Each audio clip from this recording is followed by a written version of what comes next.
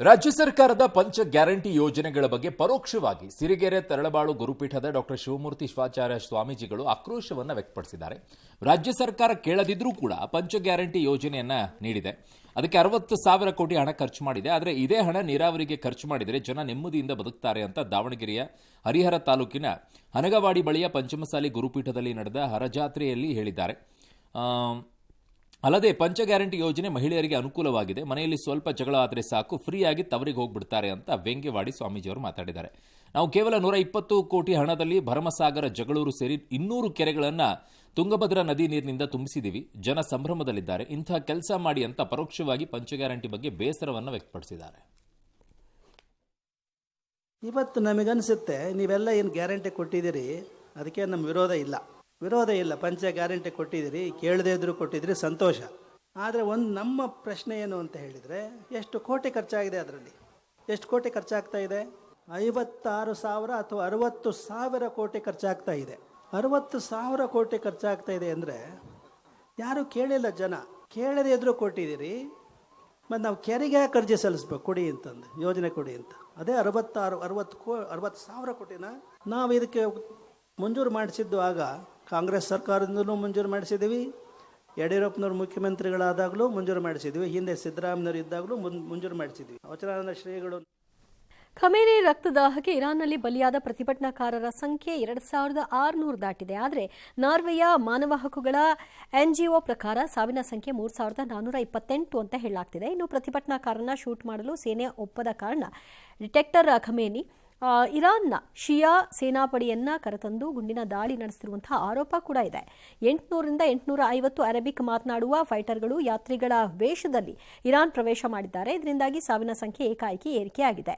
ಇನ್ನು ಪ್ರತಿಭಟನಾಕಾರರಿಗೆ Khamenei ವಿಧಿಸಿದಂತಹ ಮರಣದಂಡನೆಗೆ court ತಡೆ ನೀಡಿದೆ. ಪ್ರತಿಭಟನಾಕಾರರಿಗೆ ಮರಣದಂಡನೆ ವಿಧಿಸುವಂತಿಲ್ಲ ಅಂತ ಹೇಳಿದೆ. ಇರಾನ್ ಮೇಲೆ ಯುದ್ಧ ಮಾಡೋದಾದ್ರೆ ವಾರ ತಿಂಗಳು ಸಮಯ ತೆಗೆದುಕೊಳ್ಳಬಾರದು, ಆದಷ್ಟು ಬೇಗ ಮುಗಿಸಬೇಕು ಅಂತ ಸೇನಾಪಡೆಗೆ ಅಮೆರಿಕ ಅಧ್ಯಕ್ಷ ಟ್ರಂಪ್ ಸೂಚಿಸಿದ್ದಾರೆ ಅಂತ ಗೊತ್ತಾಗಿದೆ.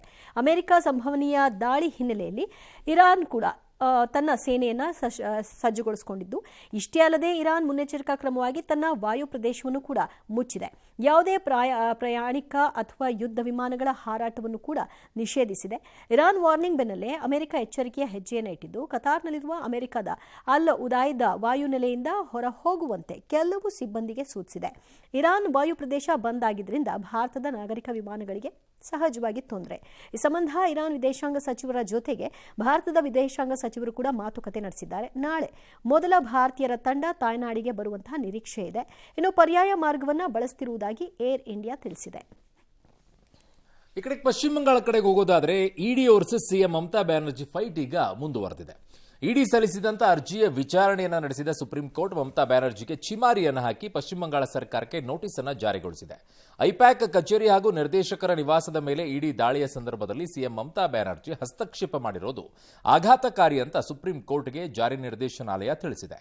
ನ್ಯಾಯಮೂರ್ತಿಗಳಾದಂಥ ಪ್ರಶಾಂತ್ ಕುಮಾರ್ ಮಿಶ್ರಾ ಮತ್ತು ವಿಫುಲ್ ಪಾಂಚೋಲಿ ಪೀಠವು ವಿಚಾರಣೆಯನ್ನು ನಡೆಸಿ ಪಶ್ಚಿಮ ಬಂಗಾಳ ಸರ್ಕಾರಕ್ಕೆ ನೋಟಿಸ್ ಅನ್ನು ಜಾರಿಗೊಳಿಸಿದೆ. ಅಲ್ಲದೆ ಸಿಸಿಟಿವಿ ಸೇರಿ ಯಾವುದೇ ಸಾಕ್ಷ್ಯವನ್ನ ನಾಶ ಮಾಡದಂತೆ ತಾಕೀತು ಕೂಡ ಮಾಡಿದೆ.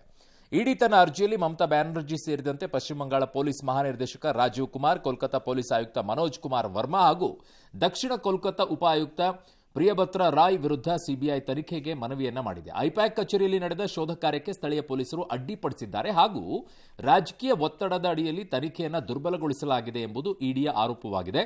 ಇನ್ನು ಇಡಿ ಅಧಿಕಾರಿಗಳ ವಿರುದ್ಧದ ಎಫ್ಐಆರ್ಗೆ ಸುಪ್ರೀಂ ಕೋರ್ಟ್ ತಡೆ ನೀಡಿದೆ. ಮಹಾರಾಷ್ಟ್ರದಾದ್ಯಂತ ಇವತ್ತು ಸ್ಥಳೀಯ ಸಂಸ್ಥೆ ಚುನಾವಣೆ ಮತದಾನ ನಡೆದಿದ್ದು, ಮುಂಬೈ ಪಾಲಿಕೆಗೆ ಜಿದ್ದಾಜಿದ್ದಿಯ ಹೋರಾಟ ನಡೆಯಿತು.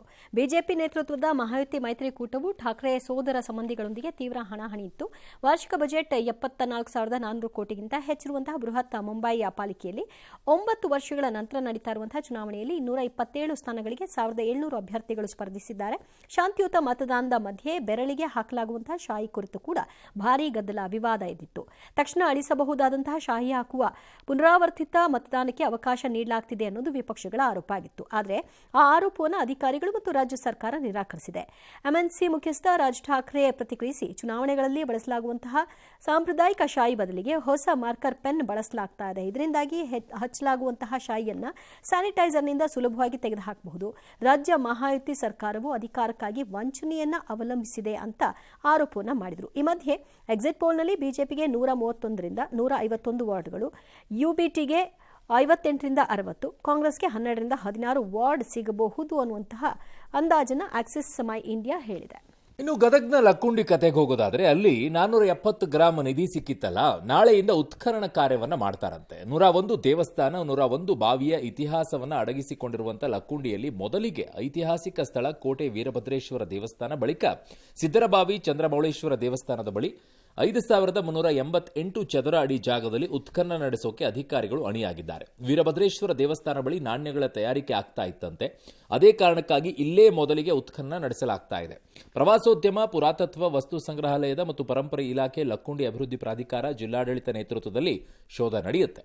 ಉತ್ಖನನದ ವೇಳೆ ಐತಿಹಾಸಿಕ ಕುರುಹುಗಳು, ಆಭರಣಗಳು ಸಿಗಬಹುದು ಅನ್ನುವಂಥ ವಿಶ್ವಾಸ ಅಧಿಕಾರಿಗಳಿಗಿದೆ. ಉತ್ಖನನಕ್ಕೆ 25 ಲಕ್ಷ ರೂಪಾಯಿ ಬಿಡುಗಡೆ ಮಾಡಲಾಗಿದೆ. ಜಿಲ್ಲಾ ಉಸ್ತುವಾರಿ ಸಚಿವರು ಆಗಿರುವಂತಹ ಎಚ್ ಕೆ ಪಾಟೀಲ್ ಅವರು ಪಬ್ಲಿಕ್ ಟಿವಿ ಜೊತೆಗೆ ಮಾತನಾಡಿದರು. ಇಲ್ಲಿ ಅನೇಕ ಕುರುಹುಗಳು, ಶಿಲಾನ್ಯಾಸಗಳು ದೊರೆತಿವೆ. ಈ ಮೊದಲಿನಿಂದಲೂ ಕೂಡ ಇಲ್ಲಿ ಮುತ್ತು, ರತ್ನ, ಹವಳ ಸಿಕ್ಕಿವೆ. ನಿಧಿಗಿಂತ ಹೆಚ್ಚಿನ ಸಂಪತ್ತು, ಕಲಾಕೃತಿಗಳಿವೆ. ಲಕ್ಕುಂಡಿಯನ್ನ ವಿಶ್ವ ಪಾರಂಪರಿಕ ಸ್ಥಳವನ್ನಾಗಿ ಮಾಡುವ ಪ್ರಯತ್ನ ನಡೆದಿದೆ ಅಂತ ಅಂದರು. ಜೀನಿ ಸ್ಲಿಮ್ ತಗೊಳಕ್ಕೆ ಸ್ಟಾರ್ಟ್ ಮಾಡಿದ್ನೋ ಅವಾಗ ಮಂತ್ಲಿ ಪೀರಿಯಡ್ಸ್ ಆಗ್ತಾ ಇದ್ದೀನಿ. ಪಿಸಿಒಡಿ ಪ್ರಾಬ್ಲಮ್ ನಾರ್ಮಲ್ ಆಗಿದೆ, ಥೈರಾಯ್ಡ್ ನಾರ್ಮಲ್ ಆಗಿದೆ. ಪೀರಿಯಡ್ಸ್ ಎಲ್ಲ 6 ಮಂತ್ ಆದ್ರೂ ಆಗ್ತಾ ಇದ್ದಿಲ್ಲ, ಇವಾಗ ರೆಗ್ಯುಲರ್ ಪೀರಿಯಡ್ಸ್ ಆಗ್ತಾ ಇದೆ. ಜೀನಿ ಸ್ಲಿಮ್ ನ ಯೂಸ್ ಮಾಡಿ 8 ತಿಂಗಳಲ್ಲಿ 55 kg ಸಣ್ಣ ಆಗಿದ್ದಾರೆ. ಜೀನಿ ಸ್ಲಿಮ್ ತಗೊಳ್ಳಿ, ಬೇಗ ಸಣ್ಣ ಆಗ್ತೀರಾ, ಫ್ಯಾಟ್ ಲಾಸ್ ಆಗ್ತದೆ. ಜೀನಿ ಸ್ಲಿಮ್ ನ ಯೂಸ್ ಮಾಡಿ 100% ಯಾವುದೇ ಸೈಡ್ ಎಫೆಕ್ಟ್ ಇಲ್ದಂಗೆ ಸಣ್ಣ ಆಗ್ತೀರಾ. ನಟಿ ಕಾರುಣ್ಯ ರಾಮ್ ತನ್ನ ಸ್ವಂತ ತಂಗಿ ಸಮೃದ್ಧಿ ರಾಮ್ ವಿರುದ್ಧ ಸಿಸಿಬಿಯಲ್ಲಿ 25 ಲಕ್ಷ ವಂಚನೆಯ ಕೇಸನ್ನು ದಾಖಲು ಮಾಡಿದ್ದಾರೆ. ಬೆಟ್ಟಿಂಗ್ ಹುಚ್ಚಿನಿಂದ 25 ಲಕ್ಷ ರೂಪಾಯಿ ಸಾಲ ಮಾಡಿಕೊಂಡು ಮನೆಯಲ್ಲಿದ್ದ ಹಣವನ್ನು ಸ್ವಂತಕ್ಕೆ ಬಳಸಿಕೊಂಡಿದ್ದಾರೆ ಅಂತ ಅವರ ಆರೋಪ. ಜೊತೆಗೆ ಪ್ರತಿಭಾ ಶೆಟ್ಟಿ, ಕಪಿಲ್, ಪ್ರಜ್ವಲ್, ರಕ್ಷಿತ್ ಮತ್ತು ಸಾಗರ್ ಎಂಬುವರ ವಿರುದ್ಧವೂ ಕೂಡ ದೂರಿನಲ್ಲಿ ಉಲ್ಲೇಖ ಮಾಡಿದ್ದಾರೆ.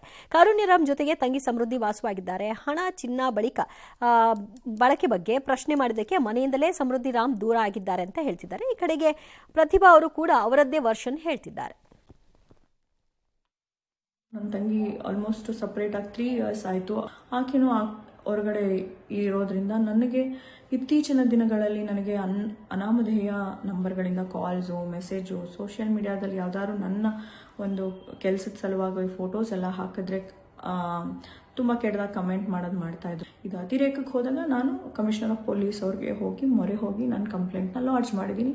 ವಿಚಾರ ಏನು ಅಂತಂದ್ರೆ ಅವ್ರ ನನಗೆ ಕೊಟ್ಟಿರೋರು ಯಾರ್ಯಾರಿದ್ದಾರೆ ಅವರೆಲ್ಲ ಗೊತ್ತಿರೋಂತವ್ರೆ ಫ್ರೆಂಡ್ಸ್ ಆಯ್ತಾ. ಜೀವನದಲ್ಲಿ ತಪ್ಪು ಎಲ್ರು ಮಾಡ್ತಾರೆ, ಗೊತ್ತಿಲ್ದೋ ಏನೋ ಗೊತ್ತಿಲ್ಲ. ಬಟ್ ನನ್ನ ಜೀವನದಲ್ಲೂ ಆ ತರದ್ ಒಂದು ಸಣ್ಣ ಮಿಸ್ಟೇಕ್ ಆಯ್ತು. ನನ್ನ ಲೈಫ್ ಅಲ್ಲಿ ಫಸ್ಟ್ ಒಂದು ಮಿಸ್ಟೇಕ್ ಆಯ್ತು. ಬಟ್ ಅವರು ಬಂದು ಮಾತಾಡೋ ಅಲಿಗೇಷನ್ಸ್ ನಾನು ಮಾತಾಡಬಾರ್ದು ಅಂತ 3 ವರ್ಷದಿಂದ ಮನೆಯಿಂದ ದೂರ ಇದ್ದೆ ನಾನು. ಇನ್ನು ಬೆಂಗಳೂರಿನ ಗವಿಗಂಗಾಧರೇಶ್ವರನಿಗೆ ಸೂರ್ಯ ಸ್ಪರ್ಶವಾಗಿದೆ. ಸಂಜೆ 5 ಗಂಟೆ 17 ನಿಮಿಷಕ್ಕೆ ಸ್ಪರ್ಶಿಸಿ 6 ನಿಮಿಷ 6 ಸೆಕೆಂಡ್ವರೆಗೂ ಕೂಡ ಪೂರ್ಣ ಪ್ರಮಾಣದಲ್ಲಿ ಭಾಸ್ಕರ ಶಿವಲಿಂಗಕ್ಕೆ ನಮಿಸಿದ. ಈ ವೇಳೆ ದೇಗುಲದಲ್ಲಿ ಓಂ ನಮಃ ಶಿವಾಯ, ಹರ ಹರ ಮಹಾದೇವ್ ಘೋಷಣೆಗಳೆಲ್ಲ ಮೊಳಗಿದ್ವು. ಬಳಿಕ ಗಂಗಾಧರೇಶ್ವರನಿಗೆ ವಿಶೇಷ ಪೂಜೆ ಕೂಡ ಸಲ್ಲಿಸಲಾಯಿತು. 100 ಭಕ್ತರು ಈ ಅಪರೂಪದ ಕ್ಷಣವನ್ನು ಕಣ್ತುಂಬಿಕೊಂಡರು. ಇನ್ನು ರಾಜ್ಯಾದ್ಯಂತಲೂ ಕೂಡ ಸಂಭ್ರಮದಿಂದ ಸಂಕ್ರಾಂತಿ ಹಬ್ಬ ಆಚರಿಸಲಾಗಿದೆ.